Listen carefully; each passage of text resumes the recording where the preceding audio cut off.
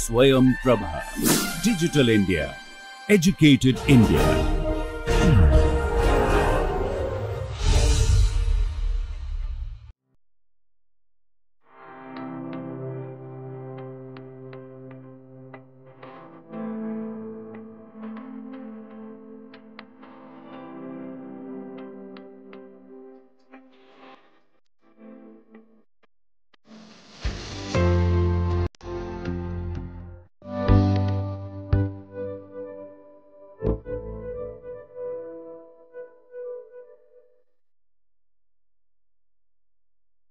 আগের ক্লাসগুলোতে আমরা ফিশার কার্বিন এবং শর্ট কার্বিন বিষয়ে আলোচনা করেছি।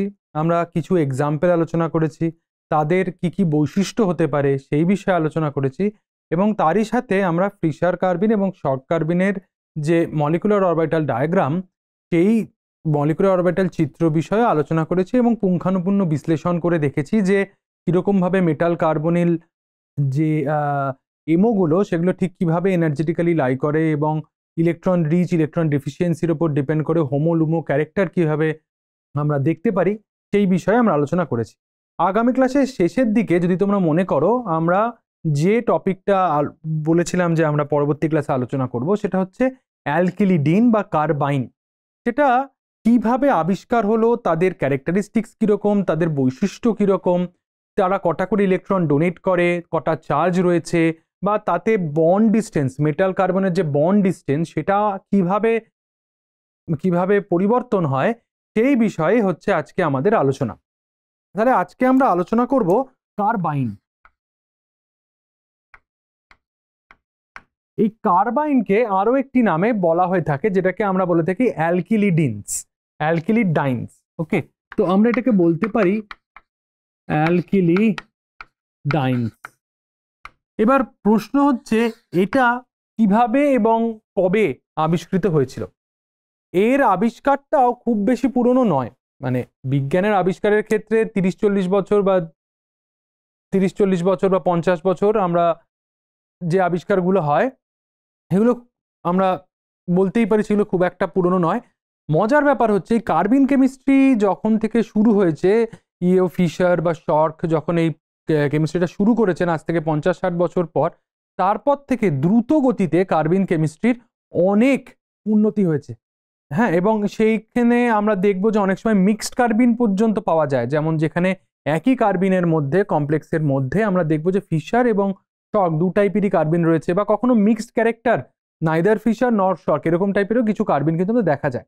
এবার আমরা আসি আজকের যে বিষয়, সেটা হচ্ছে কার্বাইন বা অ্যালকিলিডাইনস। এটা কিভাবে আবিষ্কার হয়েছিল? আবিষ্কারটাও কিন্তু একটা, সমস্ত আবিষ্কার এর পেছনে উদ্দেশ্য থাকে কিছু অন্য, কিন্তু পাওয়া যায় কিছু অন্য। এবং এই ব্যাপারটা যদি আমরা দেখি, যেটা প্রমাণ করে নোবেল প্রাইজ, এটা প্রমাণ করে যে আমরা যে রিয়াকশনগুলো করি, সেই রিয়াকশন বা সেই ধরনের, সেই রিয়াকশানে আমরা যে প্রোডাক্টটা পাই, সেই প্রোডাক্টটা সবসময় যে আমাদের ডিজায়ার্ড প্রোডাক্ট হয় তা নয়, অনেক সময় আমাদের আনডিজায়ার্ড প্রোডাক্টও পাওয়া যায়।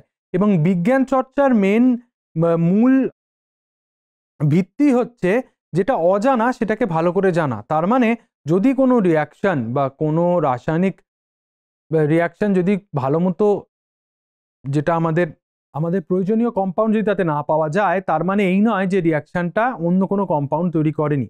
বিজ্ঞান চর্চা বা বিজ্ঞান গবেষণার মেইন উদ্দেশ্যই হচ্ছে অজানাকে জানা, এবং যে জিনিসটা পাওয়া যায়নি বা যে জিনিসটা পাওয়া গেছে সেটাকে ভালো করে পর্যবেক্ষণ করা এবং তাকে খুঁজে নিয়ে আসা।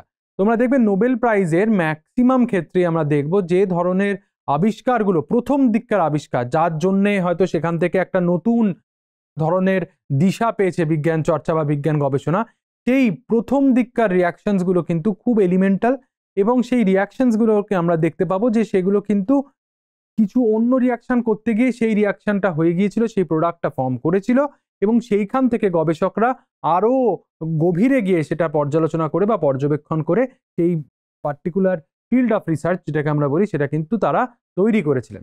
এবার ফিরে আসা যাক কার্বিনের কথাটাতে। এই যে রিয়াকশনটা প্রথম যেটা ইও ফিশার করেছিলেন আজ থেকে প্রায় 50 বছর আগে, 1973 সালে, রিয়াকশনটা কি করেছিলেন, উনি একটি মেটাল নিয়েছিলেন, সেই মেটালটা ক্রোমিয়াম, মলিবডেনাম আর টাংস্টেনের মধ্যে যে কোনো একটা হতে পারে। আমরা ধরে নিলাম এই একটা মেটাল, যে মেটালটা ক্রোমিয়াম, টাংস্টেন বা মলিবডেনামের মধ্যে যে কোনো একটা হতে পারে। এবার এটাতে আমরা এর যে কমপ্লেক্সটা নিয়ে উনি কাজটি করেছিলেন সেটা একটা পেন্টাকার্বনিল কমপ্লেক্স।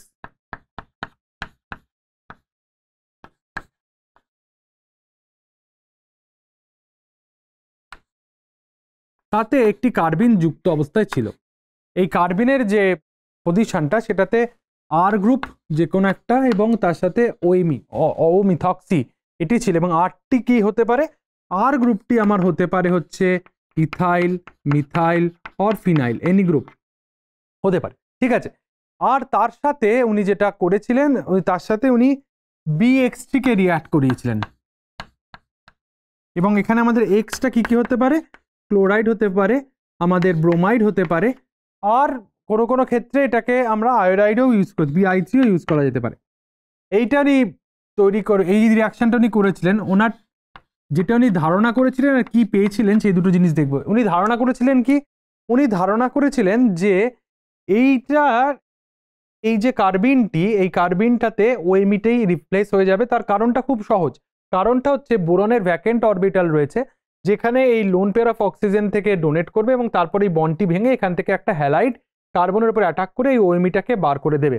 এটাই ছিল ওনার ধারণা। তার মানে উনি যেটা চাইছিলেন সেটা হচ্ছে অনেকটা এই ধরনের একটি কম্পাউন্ড উনি ভেবেছিলেন যে উনি পাবেন। সেটাতে হচ্ছে এম, যে কোনো মেটাল, আমরা যেটা বললাম একটু আগেই, উনি ভেবেছিলেন যে উনি এই জিনিসটা পাবেন, এই এই যৌগটি পাবেন, কিন্তু উনি পেয়েছিলেন কোনটা, সেটাই কিন্তু অ্যাকচুয়ালি কার্বাইনের। উনি ভেবেছিলেন যে উনি এখানে এক্স, এই এক্স পাবেন, কিন্তু তিনি কিন্তু এটা কিন্তু পাওয়া যায়নি, এই রিয়াকশনটা কিন্তু হয়নি। কিন্তু মজার ব্যাপার, উনি কিন্তু এখানে থেমে থাকেননি, যেটি পাওয়া গিয়েছিল সেটিকেই উনি কিন্তু পর্যবেক্ষণ করেন, তাকে ক্যারেক্টারাইজ করেন এবং দেখার চেষ্টা করেন উনি কি কম্পাউন্ড পেয়েছেন। সেটাতে যখন উনি তা করলেন তখন উনি কি পেলেন, উনি পেলেন একটি অদ্ভুত কম্পাউন্ড।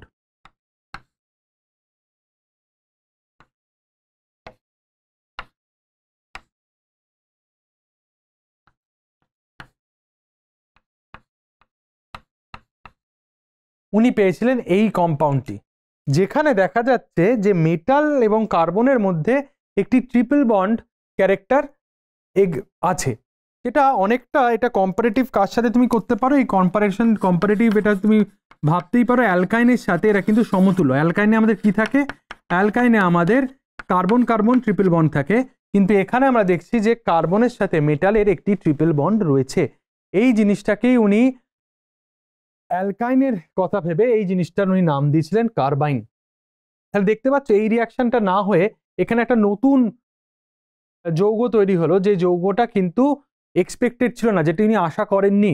কিন্তু বিজ্ঞান গবেষণা বা যারা তুখোর বিজ্ঞান গবেষক হয়, বিজ্ঞানীরা কিন্তু না পাওয়া কম্পাউন্ডের মধ্যেও, না পাওয়া যৌগর পেছনেও কার্যকারণ সম্পর্ক খুঁজে আবিষ্কারের নেশায় তারা কিন্তু নতুন কম্পাউন্ড, নতুন যৌগ এবং নতুন ফিল্ড অফ রিসার্চ কিন্তু তারা আবিষ্কার করেন, যেটার প্রমাণ এই কার্বাইন কেমিস্ট্রি।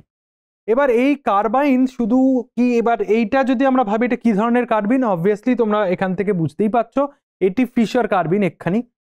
কারণটা কি এটা ফিশার কার্বিন হওয়ার, কারণ এখানে যে মেটালটি রয়েছে, মেটালটা রয়েছে লো অক্সিডেশন স্টেটে, ট্রানজিশন মেটাল। আমরা জানি যে লো অক্সিডেশন স্টেটের মেটাল, যেখানে মেটালগুলো ওর ডি ইলেকট্রনগুলো পার্শিয়ালি ফিল্ড থাকবে বা কখনো কখনো কমপ্লিটলি ফিল্ড থাকবে, সেই ধরনের কার্বিনগুলো কিন্তু আমরা দেখবো যে ফিশার কার্বিনের ক্ষেত্রে প্রযোজ্য হয়।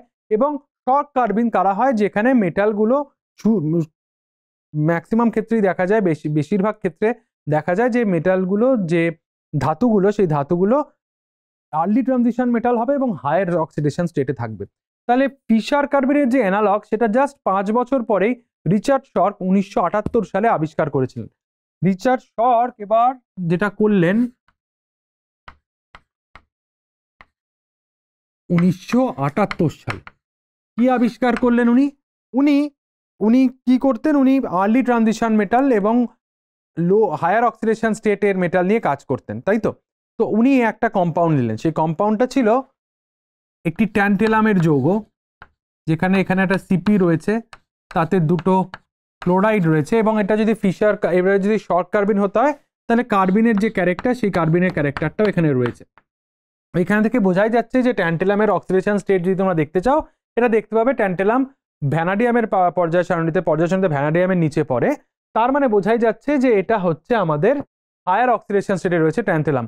এটার অক্সিডেশন স্টেট কত তোমরা নিজেরা ক্যালকুলেট করে দেখো, এটার অক্সিডেশন স্টেট কত, ঠিক আছে? এটা ইলেকট্রন ডেফিসিয়েন্ট মেটাল সেন্টার, সেটুকু তোমাদের বলে দিলাম। তার থেকে তোমরা বার করো ট্যান্টেলামের অক্সিডেশন স্টেট কত। এই যৌগটার সাথে উনি একটি রিয়াকশন করেছিলেন, যেই রিয়াকশনে উনি জিএস দুটি জিনিস ব্যবহার করেছিলেন। একটি হচ্ছে PME3, ওকে, এবং PME3 যে ফসফিন লিগ্যান্ডস ট্রাইমিথাইল ফসফিন, এটা আমরা জানি এটা খুব ভালো সিগমা ডোনার, কারণ এটার ইলেকট্রন ডেন্সিটি যেটা ফসফরাসের ওপর রয়েছে সেটা ইলেকট্রন ডেন্সিটি ডোনেট করতে পারে লিগ্যান্ডকে। আর তার সাথে উনি একটা যৌগ ইউজ করেছিলেন ফসফরাসেরই, যেটি হচ্ছে এই যৌগটি উনি ইউজ করেছিলেন, ঠিক আছে?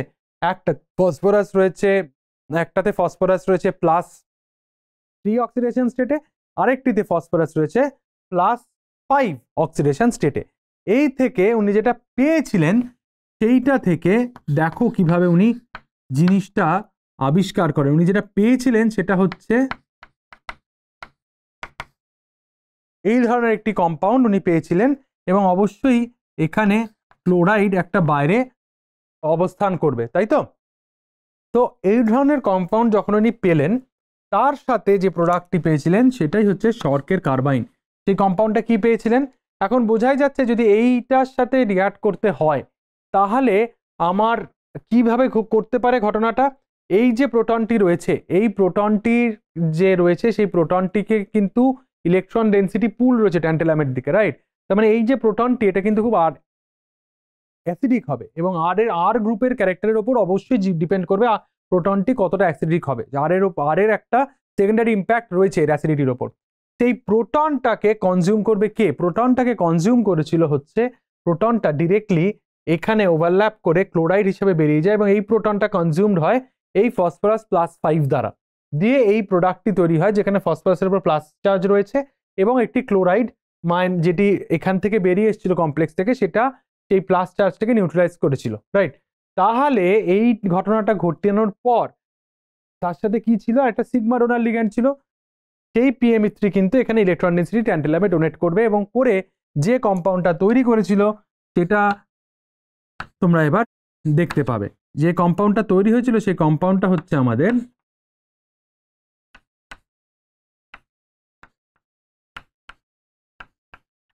এইটা হলো আমাদের শর্ক কার্বিনের একটি এক্সাম্পল। যদি তুমি এটাকে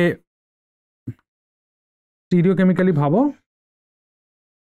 এই যৌগটি তৈরি হয়েছিল, তাই তো?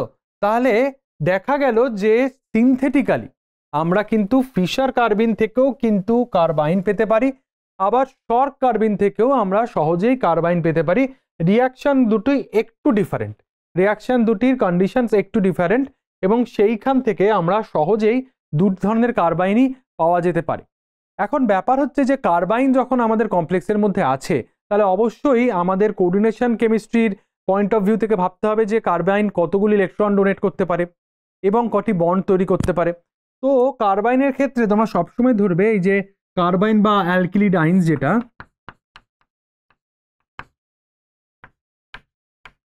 এরা -3 ফর্মাল চার্জ ডোনেট করে, -3 চার্জ ডোনেট করে আমার বলা উচিত, আর তার সাথে 6 ইলেকট্রন ডোনেট করে থাকে। তাহলে কখনো যদি আমাদের 18 ইলেকট্রন কাউন্ট, যেটা আমরা একদম প্রথম দিকের যে ক্লাসগুলো সেইগুলোতে আলোচনা করেছিলাম, 8 ইলেকট্রন কাউন্টের ক্ষেত্রে যদি কখনো দেখি আমার কার্বাইন কমপ্লেক্স রয়েছে, তাহলে আমরা ধরে নেব যে কার্বন সেন্টারের থ্রুতে হচ্ছে, সে তার এটা ডোনেট করতে পারে -3 চার্জ এবং 6টি ইলেকট্রন। এবং এটা কেন এটা -3 চার্জ ডোনেট করছে, তার কারণটা হচ্ছে যে এরা খুব শক্তিশালী সিগমা ডোনার, আমি বলবো। এবার তার কারণটাই হচ্ছে যে ইলেকট্রোনেগেটিভিটি, যদি তুমি ভাবো কার্বনের ইলেকট্রোনেগেটিভিটি কিন্তু অতটা লো নয়, কার্বনের কিন্তু অতটা ইলেকট্রোনেগেটিভিটি কিন্তু অতটা কম নয়। যেহেতু ইলেকট্রোনেগেটিভিটি অতটা কম নয়, তার জন্য আমরা দেখব যে কার্বনের ওপর যে নেগেটিভ চার্জটা 3-, সেই 3- নেগেটিভ চার্জ প্রচন্ড রিঅ্যাক্টিভ হয়, এবং যার জন্য এই ধরনের কার্বাইনগুলো সহজে স্টেবিলাইজ হতে পারে। এই ধরনের যখন কথা রিসার্চ চলছে বা এই ধরনের গবেষণায় যখন আস্তে আস্তে উন্নতি হচ্ছে, সেই সময় টর্ক আরেকটি অদ্ভুত কমপ্লেক্স আবিষ্কার করেন টাংস্টেন মেটালটিকে দিয়ে। সেই কমপ্লেক্সের মধ্যে তিনি প্রথম দেখান যে সেখানে carbon metal single bond, carbon metal double bond এবং কার্বন মেটাল ট্রিপল বন্ড তিনটেই দেখিয়েছিলেন। এবং তোমরা দেখতে পাবে যে তিনটেরই বন্ড ডিস্টেন্স যেটা তিনটের ক্ষেত্রেই ডিফারেন্ট, যেটা ওদের বন্ড অর্ডারটাকেও জাস্টিফাই করবে। তো কি কম্পাউন্ড উনি তৈরি করেছিলেন সেটা আমরা দেখার চেষ্টা করব। উনি একটা ফসফরাস বেস লিগ্যান্ড নিয়েছিলেন, তার সাথে টাংস্টেনের রিয়াকশন করে তিনটে জিনিস উনি পেয়েছিলেন। একটা কি বললাম যে এই ধরনের একটা কম্পাউন্ড পেয়েছিলেন যেখানে কার্বনের সাথে মেটালের সিঙ্গেল বন্ড রয়েছে, যেটা অনেকটা এমই মাইনাস ইটি মাইনাস এই ধরনের লিগ্যান্ডের ক্ষেত্রে পড়ে। একটি কার্বিন রয়েছে যেটাতে একইভাবে আমরা দেখতে পারি carbon carbon double bond character রয়েছে, এবং তার সাথে একটি কার্বাইন মলিকিউলও রয়েছে। এবং এই কমপ্লেক্সটি উনি আবিষ্কার করেছিলেন। এবং যদি এদের বন্ড ডিস্টেন্সগুলো দেখার চেষ্টা করো, তাহলে সব থেকে বড় বন্ড লেন্থ কোনটার হবে? সব থেকে বড় বন্ড লেন্থ হবে মেটাল কার্বন সিঙ্গেল বন্ডের। এই ডিস্টেন্সটা পাওয়া গেছিল আনুমানিক 2.25 অ্যাংস্ট্রম। আর এই দুটো যে বন্ড ডবল বন্ড এবং ট্রিপল বন্ড, এই দুটো বন্ডের ডিস্টেন্স পাওয়া গিয়েছিল আমাদের 1.94 অ্যাংস্ট্রম, এবং এইটির ডিস্টেন্স পাওয়া গিয়েছিল আমাদের 1.75 অ্যাংস্ট্রম। এগুলো ক্রিস্টালোগ্রাফি করে ক্রিস্টাল স্ট্রাকচার সলভ করে সেখান থেকে পাওয়া গেছিল। তার মানে এটাই প্রথম এক্সাম্পল যেখানে আমরা দেখতে পাচ্ছি যে মেটালের সাথে কার্বনের সিঙ্গেল বন্ড, মেটালের সাথে কার্বনের ডবল বন্ড এবং মেটালের সাথে কার্বনের ট্রিপল বন্ড তিনটেই উপস্থিত। তার মানে এটি এমন একটি এক্সাম্পল যেখানে আমরা দেখতে পাচ্ছি যে কার্বিন এবং কার্বাইন দুটোই একসাথে সহাবস্থান করছে। এবার আমরা যদি একটা ছোট্ট এক্সাম্পলে যাই, যে এক্সাম্পলটা আমরা দেখার চেষ্টা করব যে যদি কার্বিন কমপ্লেক্সের মেটাল কার্বিন কমপ্লেক্সের মধ্যে যে কার্বন মনোক্সাইড যে লিগ্যান্ড যদি অ্যাটাচড অবস্থায় থাকে, তো অবশ্যই আমরা জানি যে আইআর স্ট্রেচিং ফ্রিকোয়েন্সি দেখে আমরা বলতে পারবো যে মেটাল কার্বিনের বন্ডটা কতটা স্টেবল বা কতটা উইক, তাই তো? কখন ওটা স্টেবল হবে, কখন ওটা উইক হবে, সেটা ডিপেন্ড করছে যে মেটালের ওপর কতটা ইলেকট্রন ডেন্সিটি কতটা লোকালাইজ থাকবে, যাতে করে সেটা কার্বন মনোক্সাইডের লো লাইং লুমোতে যাতে ইলেকট্রন ডেন্সিটিটা ডোনেট করতে পারে। এরকম একটা এক্সাম্পল আমরা দেখব, এবং সেখানে আমরা তুলনা করব হচ্ছে কার্বিন এবং কার্বাইন একই কমপ্লেক্স। আমরা দুটো চুজ করব, দুটোই টাংস্টেন বেস। একটা এক্সাম্পল আমরা নিলাম টাংস্টেন বেস একটি কার্বিন আর একটি টাংস্টেন বেস কার্বাইন। এই দুটো যদি আমরা চুজ করি এবং সেখানে আমরা লিগ্যান্ডগুলোকে করে দিলাম এই রকম, এই হচ্ছে আমার কার্বিন আর কার্বাইনের লিগ্যান্ড। আর তার সাথে আমাদের যেহেতু আমরা বললাম যে কার্বন মনোক্সাইডের রেসপেক্টে আমরা ভাগবো, তাহলে আমাদের এখানে যে বাকি জিনিসগুলো থাকবে, এখানে কটি থাকবে? 1 2 3 4 5, তাই তো? 5টি সাবস্টিটিউশন থাকবে। পরেরটিতেও আমাদের 5টি সাবস্টিটিউশনই থাকবে। তো সেটাকে আমরা ভাবতে পারি এরকম ভাবে,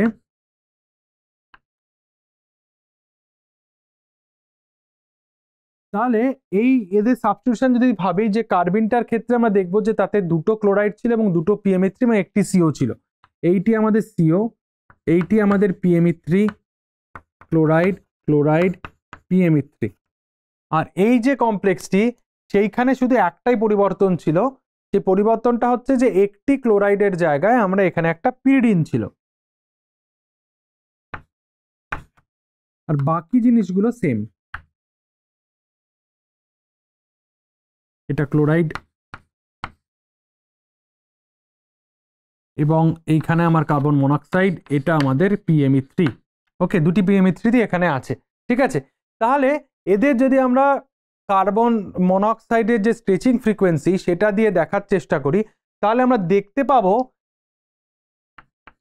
এটি হচ্ছে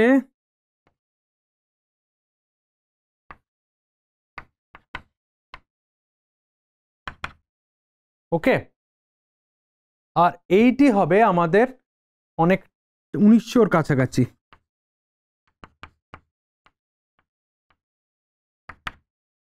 তাহলে দেখো এই কার্বন মনোক্সাইডের যে স্ট্রেচিং ফ্রিকোয়েন্সি সেটা থেকেও আমরা কিন্তু যথেষ্ট ডিফারেন্স দেখতে পাচ্ছি একটি কার্বিন এবং একটি কার্বাইনের মধ্যে, তাই তো? এবার প্রশ্নটা হচ্ছে এই স্ট্রেচিং ফ্রিকোয়েন্সির যে এতটা ফারাক, স্ট্রেচিং ফ্রিকোয়েন্সির প্রায় 60 সেন্টিমিটার ইনভার্সের ফারাক, সেই ফারাকটা এলো কিভাবে? সেই ফারাকটা এলো খুব সহজেই বলা যেতে পারে। দেখো এখানে যদি টাংস্টেনের ওপরে ভাবি আর এখানেও যদি টাংস্টেনের ওপরে ভাবি, একটার পর একটা ভাবা যাক আমাদের। এখানে দেখো যেহেতু আমরা বললাম যে কার্বিন হচ্ছে অনেক স্ট্রং ইলেকট্রন ডোনার, তার strong electron donor 3 electron donor, আর এটা হচ্ছে 6 ইলেকট্রন ডোনার 3-, এটা 4 ইলেকট্রন ডোনার 2-। তার জন্য এইখানে যে কার্বিন টাংস্টেনটা রয়েছে তার উপরে কিন্তু ইলেকট্রন ডেন্সিটি অনেকটাই বেশি টাংস্টেনের ওপর। তার মানে ইলেকট্রন ডেন্সিটি টাংস্টেনের ওপর যদি বেশি থাকে তো টাংস্টেন সহজেই কার্বন মনোক্সাইডের পাই অ্যাসিডিটির জন্য ইলেকট্রন ডেন্সিটি কিন্তু কার্বন মনোক্সাইডের লুমো অরবিটালে ডোনেট করতে পারে। লুমোতে যদি ইলেকট্রন ডেন্সিটি ডোনেট করে দেয় তাহলে কি হবে? লুমোতে যদি ডোনেট করে দেয় তাহলে দেখতে পাবো যে মেটাল কার্বনের যে বন্ড অর্ডার সেটা বাড়বে, কারণ বন্ডটা অনেক স্ট্রং হচ্ছে, আর কার্বন মনোক্সাইডের যে স্ট্রেচিং ফ্রিকোয়েন্সি সেইটা কিন্তু আমাদের কমতে থাকবে, রাইট? তো সেটাই আমার এখানে দেখা যাচ্ছে যে এটা হয়ে যাচ্ছে আমার 1870 সেন্টিমিটার ইনভার্স, আর এই ক্ষেত্রে ঠিক উল্টোটা হয়। এক্ষেত্রে আমরা দেখতে পাচ্ছি যে এটা হয়ে যাচ্ছে 1938। জাস্ট উল্টো ভাবে যদি আমরা ভাবি তাহলেই আমরা ঘটনাটা সহজে ভাবতে পারি। তাহলে বোঝাই যাচ্ছে যে মেটালের উপর ইলেকট্রন ডেন্সিটির এফেক্টটা ঠিক কিভাবে কার্বন মনোক্সাইডের স্ট্রেচিং ফ্রিকোয়েন্সিটাকে হ্যাম্পার করে, রাইট? কারণ লুমোয় ইলেকট্রন ডেন্সিটি অনেক বেড়ে যায়, কারণ মেটালের উপর ইলেকট্রন ডেন্সিটি অনেক বেশি থাকে। তার রেসপেক্টেই আমরা দেখতে পাচ্ছি যে কার্বাইনের ক্ষেত্রে মেটাল যদি একটি মেটালের সাথে যুক্ত অবস্থায় যে লিগ্যান্ড আছে সেই লিগ্যান্ডটা যদি কার্বন মনোক্সাইড হয় সেক্ষেত্রে আমরা দেখব যে স্ট্রেচিং ফ্রিকোয়েন্সি অনেকটা কম হয় কম্পেয়ার টু আমাদের অ্যালকিন, কম্পেয়ার টু কার্বিন, যেখানে আমরা দেখতে পাচ্ছি যে স্ট্রেচিং ফ্রিকোয়েন্সিটা কার্বাইনের থেকে অনেকটা বেশি হয়, তাই তো? এবার আমরা আরেকটা ছোট্ট বিষয় আলোচনা করেই আমরা এই আলোচনাটা, আজকের এই কার্বাইন বিষয়ক যে আলোচনাটা সেটা আমরা বন্ধ করব। সেটা হচ্ছে যে কার্বাইনগুলো যে শুধুমাত্র ডিরেক্টলি মেটালের সাথে বন্ডের অবস্থায় থাকে এরকম ভাবে তা নয়, এরা অনেক সময় মাল্টিমেটালিক বন্ডও তৈরি করতে পারে, মাল্টি সেন্টার বন্ডও কিন্তু এরা তৈরি করতে পারে। এদের একটা এক্সাম্পলের কথা আমরা এখানে বলতে পারি, রিহিয়াম বেস একটি এক্সাম্পল, যেখানে মেটাল কার্বিন যে বন্ড সেই বন্ডটি আমরা প্রেজেন্ট অবস্থায় দেখতে পাবো, এবং এই ধরনের যে বন্ড সেখানে আমরা বুঝতেই পাচ্ছি যে মেটাল এবং বাকি যে কোঅর্ডিনেশন এনভায়রনমেন্টটা থাকবে সেখানে আমরা দেখতে পাবো যে 3টি আরো লিগ্যান্ড অবশ্যই থাকতে হবে, তাই তো? তো এইখানে যেটা হয় সেখানে আমরা এই কম্পাউন্ডটার ক্ষেত্রে ভাবতে পারি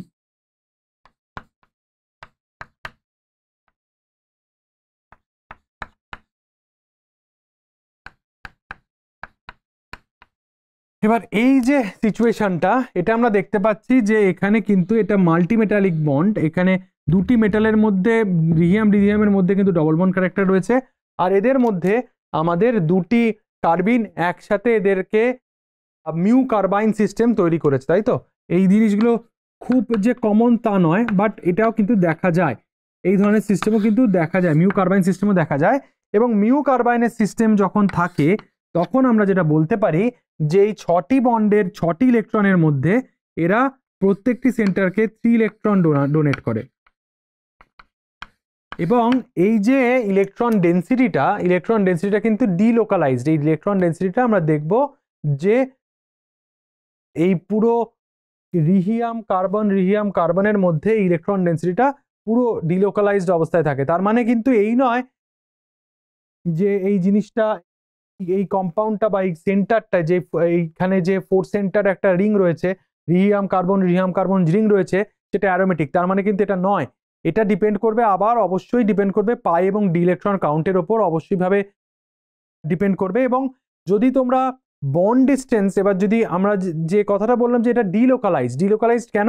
ডিলোকালাইজড কারণটা হচ্ছে যে এই যে বন্ড ডিস্টেন্স রিহিয়াম কার্বন 4খানা বন্ড ডিস্টেন্স, এই সবকটি বন্ড ডিস্টেন্স তোমরা বলতে পারো এটা এরকম ভাবেই থাকে। এই পুরো অ্যাভারেজ বন্ড ডিস্টেন্সটা হচ্ছে 1.94 অ্যাংস্ট্রম, মানে সব দিক থেকেই বন্ড ডিস্টেন্স গুলো মেটালের সাথে কার্বনের বন্ড ডিস্টেন্স গুলো সেম।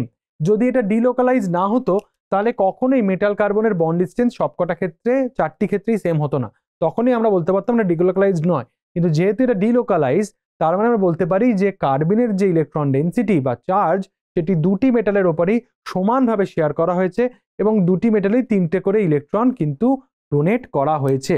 তাহলে এই ক্লাসটাতে আমরা বেশ কিছু এক্সাম্পলের মধ্যে দিয়ে দেখার চেষ্টা করলাম যে কার্বিন কেমিস্ট্রির সাথে সাথে কার্বাইন কেমিস্ট্রি কিভাবে ডেভেলপ করেছে।